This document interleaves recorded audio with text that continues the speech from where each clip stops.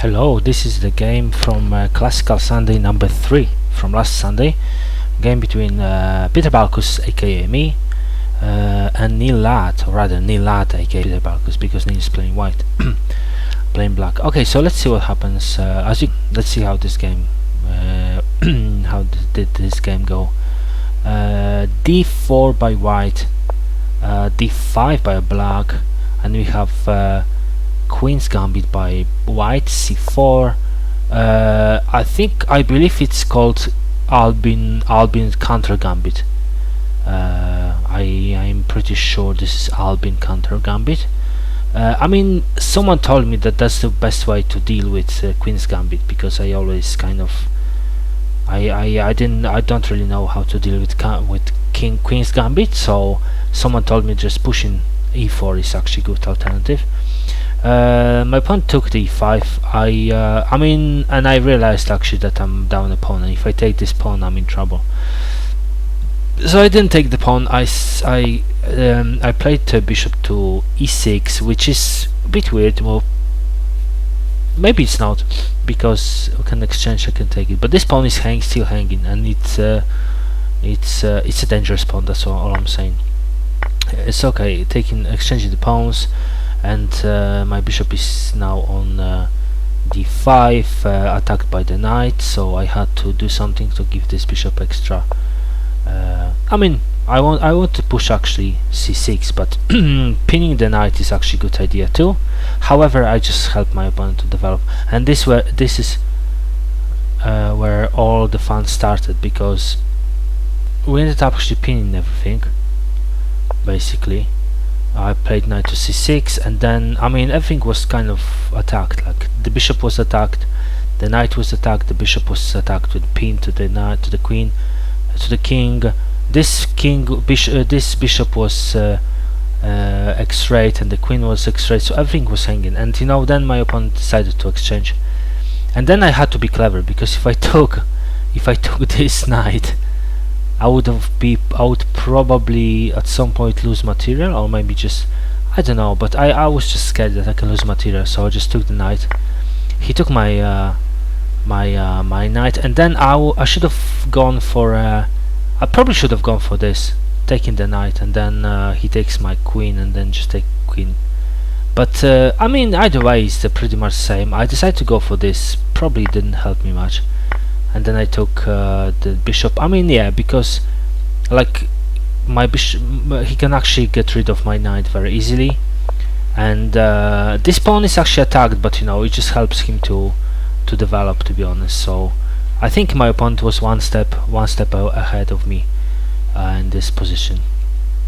However, he couldn't castle, so that was something. So I decided to get ready for castling, and he decided to bring his bishop out, probably getting ready for castle too.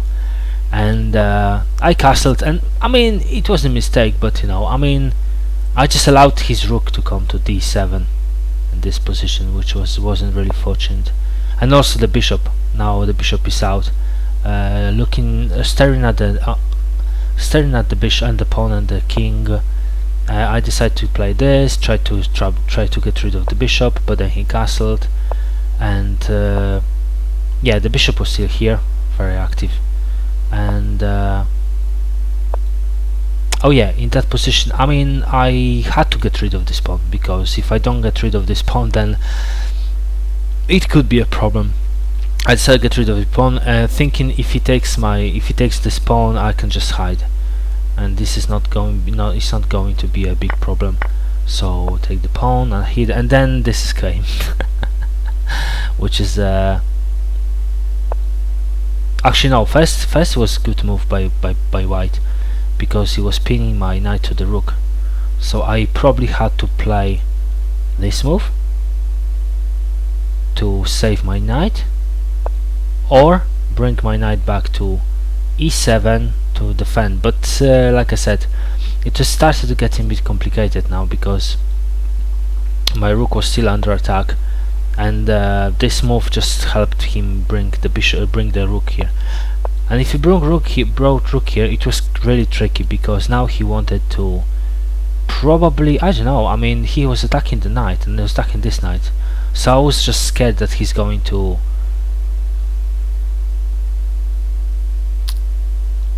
be honest, I shouldn't be much scared to be honest.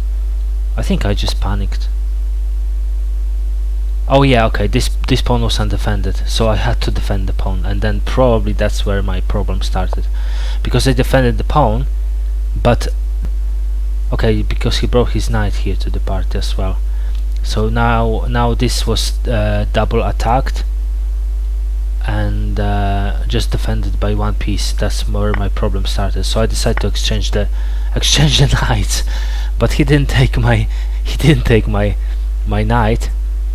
He didn't take my knight. He took this knight. And then I was like, okay, what's going on? So I tried to be tricky, go for this, maybe winning. I mean, I don't know. I was just trying to. And then he started to attack my knight. I had to move back, and I mean, this was very tricky because my opponent probably like was able to actually take this pawn and exchange the pieces and winning this pawn. So you know, it's a nice attack and try to win, exchange material and win a pawn in the meantime. So it was very good. I was a bit I tried to be tricky too. I wanted to actually try create some back row checkmate opportunities, also hoping for bringing my rook to rank 7 somehow. Maybe this exchanging like something, you know, something creative, bring my rook to life. But my opponent realized that back row checkmate is an option, because for example, if I take this pawn, I take this bishop, then he takes my knight, then this is back row checkmate. So my opponent is clever. He's ready to give you the king luft. I brought my rook to rank 7, because I mean rank 2 in that case, because I was thinking, I mean, now I just had this attack as well, so you know, it was interesting. But then funny thing happened. My opponent just took this pawn. I actually forgot about it, so they can actually we can actually exchange these pieces and he can actually win this pawn. I kind of forgot about it. So I could have just take this bishop, but then he would have taken my knight. So it's just another exchange. So it's like, oh no, I don't want to exchange. I'm down on material, right? I mean, no, but you know, if I exchange all of this, then I just end up with 3 pawns plus 1, and he's got 4 pawns connected plus 2. So if I exchange more, I would just end up losing in the end game. So I didn't exchange. I just took this pawn. I was like, okay, so if he takes my knight, I can take this bishop. So it's still okay. So he didn't want to take. He wanted to save his bishop then. So he brought his bishop back to b1, still attacking the knight. And you know, knight, he wasn't trapped, but you know, knight was very unfortunate. And also, like I said, I just realized at that point that this is mate. Because I can't move. So I couldn't even do anything. I couldn't even defend this knight, to be honest, because this was mate. I can't even stop it. So realizing that I mean, you may say, oh, you should have taken this bishop, but no, if I took this bishop, he would have taken my knight. And then look at the pawns. But still he's got more pawns, so I would still lose in an endgame, I guess. So that's why I didn't exchange it. So okay, and then I just took this pawn, hoping for some check. And then I realized that I will keep checking him, and there's no other way I can mate my opponent. But I didn't have a choice now, because this was mate. If I stop keeping checking, this just made me. And there's no way I can actually survive this, because like, okay, this is check. I could have pushed this pawn probably, but then if I push the pawn to give space for the king, then he would just take my knight. So, and then if he take my knight, I would just lose. So I just had to force him to the draw. I tried to kind of, I don't know, I was keep doing this because I was keeping doing it. I didn't know what to do. Like I said, You may say, oh, you should have just pushed the pawn, and then if he gives you a check, then you can just go here. But the problem is my knight was hanging, so if I push the pawn, I can just take the knight. So, and if I move my knight wherever I go, it's a mate. So I couldn't even do anything. I mean, there's one option I could have. For example, if we go back to this position, in this position I could have played this move. So for example, this is check. I can stop the check with the knight because my queen would defend it, but then he would exchange the knight for the rook, and then my knight would fall. So I had no choice. I had to, at that point, I had to I had to keep checking and forcing draw. I mean, my mistake was probably exchanging everything too early and allowing this pawn to be here. Yeah, we exchanged everything, and then I realized that I'm actually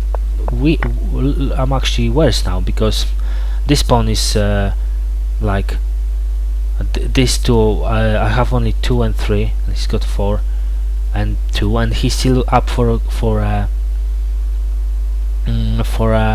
exchange. So yeah, a draw. Kind of happy with the draw. I didn't want to lose. So this was the game against Neil at Classical Sunday number 3 from last week. I hope you enjoyed it.